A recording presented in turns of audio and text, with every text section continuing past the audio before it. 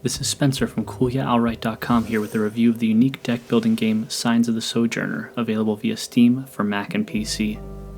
Signs of the Sojourner is a richly narrative deck-building game where the cards you play don't turn the tides of a battle, but instead navigate the complexities of conversation.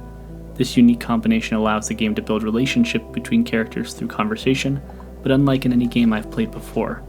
You carefully craft your deck, which allows you to choose what kind of person you want to be, who you can connect with, and who you simply won't be able to get through to. Our main character is struggling to continue her family business after the unexpected passing of her mother, a general store in the distant corner of her region, far from the artsy districts and marketplace centers.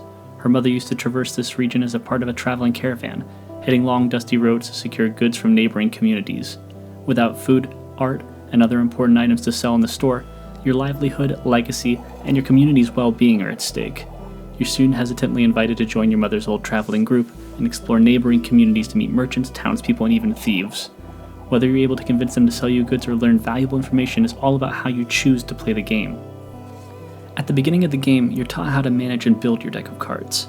These cards have unique symbols to determine what kind of communicator you can be and who you'll be able to connect to. You and other characters take turns placing down cards, matching symbols, and building chains of conversation. Each conversation has multiple chances to go positively or negatively, depending on the sequence of cards and their abilities. In addition to the symbols themselves, certain cards have the ability to be inserted mid-sequence, allow you to draw cards, or take 2 turns in a row. Though it may seem simple in the beginning, the gameplay quickly becomes complex. You'll have the chance to speak to many characters whose style of communication don't match with your deck. You can chance that your abilities carry you through, but it's more likely the two of you simply won't see eye to eye long enough to finish a conversation. As you meet more new characters, you'll have the chance to add different cards to your deck and change your style of communication. Stick with just a few symbols and you'll be able to connect strongly with a select few. Try to have a deck featuring all the symbols and you'll be lucky to connect deeply with anyone.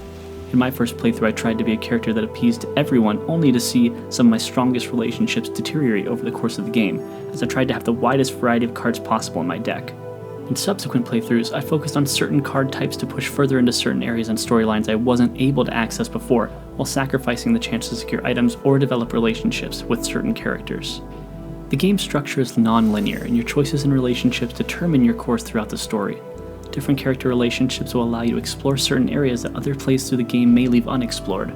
There's bonds to form, mysteries to solve, and more about your mother's past to uncover throughout the course of your 5 caravan trips around the surrounding cities. The narrative structure of the game lets you choose which cities to visit in your 5 circles around the world map, allowing you to craft a unique experience each time. This makes the game extremely replayable, not only to see your new successes, but also the differences in conversations with characters you got to know very well from previous playthroughs. Dissatisfied with my first ending, I was quick to start the beginnings of another journey almost immediately.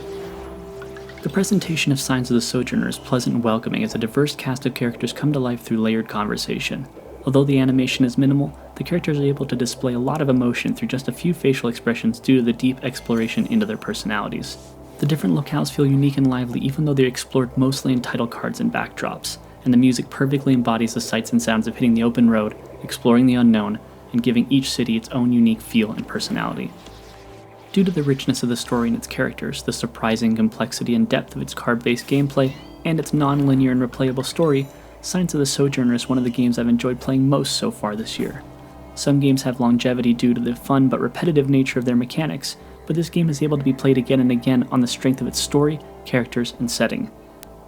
In a time where so many people are cut off not only from those they love and care about, but also the pleasantries of talking to the clerk at the store or a stranger at the bus stop, Signs of the Sojourner lovingly delivers a sense of community and what feels like the long-lost art of engaging conversation. Signs of the Sojourner was created by Echo Dog Games and is available now for PC and Mac via Steam. To learn about other games, comics, and music, head on over to Coolyeahalright.com.